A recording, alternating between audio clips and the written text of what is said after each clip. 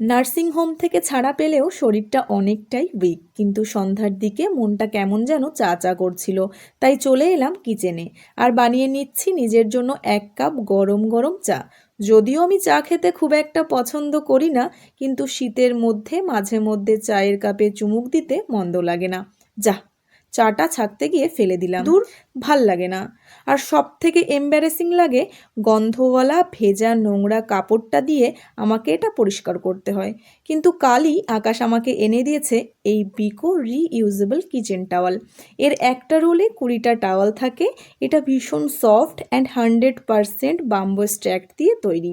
এটা ইউজ করে ভীষণ ইজিলি কিচেনের সমস্ত নোংরা ক্লিন করা যায়। আমাদের রেগুলার ইউজ করা কিচেন টাওয়ালগুলো যতই রিইউজেবল হোক না কেন, কিছুদিন ইউজ করার পর সেগুলো বিভৎস বাজেভাবে স্মেল করতে থাকে আর ভালোভাবে পরিষ্কারও হয় না।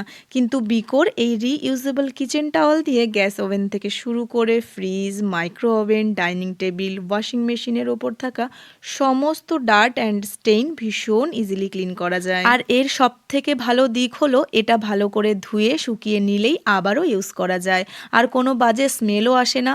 আর এর একটা টাওয়াল তুমি 100 টাইমস ইউজ করতে পারবে। তাই আমি বলবো, রেগুলার ইউজ করা নোংরা কিচেন টাওয়াল ছেড়ে ইউজ করো বিকো রিইউজেবল কিচেন টাওয়াল, কারণ বাড়ির ছোট্ট ছোট্ট জিনিসগুলোই আসল শান্তি দেয়। আর হ্যাঁ, প্রোডাক্টটা আমি ভিডিওতে ট্যাগ করে দিয়েছি। বাই দ্য ওয়ে, এবার চাটাকে এনজয় করা যাক। আর কাল থেকে ব্যাক টু ব্যাক ভিডিও আসছে।